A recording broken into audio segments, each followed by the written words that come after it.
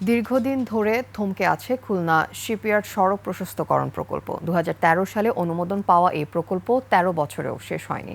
বারবার বেড়েছে প্রকল্পের ব্যয়, বদলেছে সময়সীমা, বাতিল হয়েছে ঠিকাদারও, আর সেই ভোগান্তির বোঝা টানছে নগরবাসী।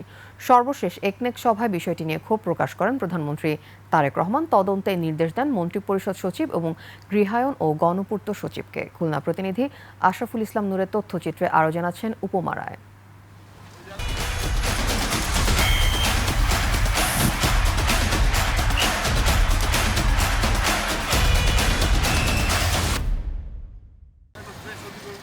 শনিবার প্রকল্প এলাকা পরিদর্শন করেন মন্ত্রিপরিষদ সচিব ও গৃহায়ন ও গণপূর্ত সচিব। খুলনা শিপইয়ার্ড সড়ক প্রশস্তকরণ প্রকল্পের অনুমোদন পায় 2013 সালের 7 মে। প্রায় এক দশক পর 2022 সালের জানুয়ারিতে শুরু হয় নির্মাণ কাজ। তবে ধীর গতি, নিম্নমানের কাজ ও গাফিলতির অভিযোগে 2025 সালের 7 আগস্ট ঠিকাদারি প্রতিষ্ঠানের সঙ্গে চুক্তি বাতিল করে খুলনা উন্নয়ন কর্তৃপক্ষ কেডিএ। এরপর থেকেই পুরোপুরি বন্ধ হয়েছে কাজ।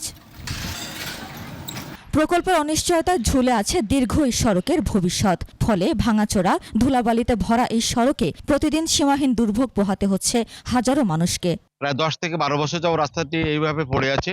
একের পর এক ঠিকাদার আসছেন, তারা টাকা লুটপাট নিয়ে কিছু কাজ করে টাকা লুটপাট করে আবার চলে যাচ্ছে, রাস্তাটির কাজ শেষ হচ্ছে না। 2016 সালের 30 জুন যে কাজটা সমাপ্ত হওয়ার কথা ছিল, সেই কাজটা আজকে 2026-এ এসে আমাদের জনভোগান্তি। 13 বছরেও প্রকল্প শেষ না হওয়ায় 3 দফা সংশোধন করতে হয়েছে ব্যয়। শুরুতে প্রকল্পের ব্যয় ছিল 98 কোটি টাকা। সর্বশেষ 280 কোটি টাকার সংশোধিত প্রস্তাব একনেক সভায় তোলা হলে দীর্ঘ সূত্রিতা নিয়ে ক্ষোভ প্রকাশ করেন প্রধানমন্ত্রী তারেক রহমান। কেন এত বছরেও প্রকল্প শেষ হয়নি তা তদন্ত করে দায়ীদের বিরুদ্ধে ব্যবস্থা নিতে নির্দেশ দেন তিনি। সময় মতো কাজ না হওয়ায় প্রায় 12-13 বছর খুলনাবাসী ভোগান্তি শিকার হয়েছে। বিশেষ করে সব 5টি সুইচ গেট দিয়ে নগরীতে পানি ঢুকে সয়লাভ হয়ে আমাদের জনজীবন খুব দুর্বিষহ করে তুলেছে। মাননীয় প্রধানমন্ত্রী তাদেরকে পাঠিয়েছেন এবং তারা রাস্তাটি সরজমিনে দেখেছেন। দেখার পরে আমার মনে হয় দীর্ঘদিনের যে জট, এই জটটা কাটিয়ে আমরা এই রাস্তাটার কাজ শেষ করতে পারবো। সেইটার দিকেই এই কাজটি এগোচ্ছে আর কি। প্রকল্প সংশ্লিষ্টরা জানান 3.78 কিলোমিটার সড়ক প্রশস্ত করতে 7.33 একর জমি অধিগ্রহণ করা হয়। মামলা ও জমি বুঝে পেতে জটিলতায় প্রায় 9 বছর চলে যায়। এতে প্রকল্প বাস্তবায়নে বড় ধরনের বিলম্ব হয়। সমস্যাগুলো দেখে গেলাম, কেন এত দীর্ঘদিন ধরে সড়কে পড়েছিল। বটলনেকসগুলো দেখলাম, বিভিন্ন রকম এরিয়ার ইস্যু এখানে জড়িত ছিল।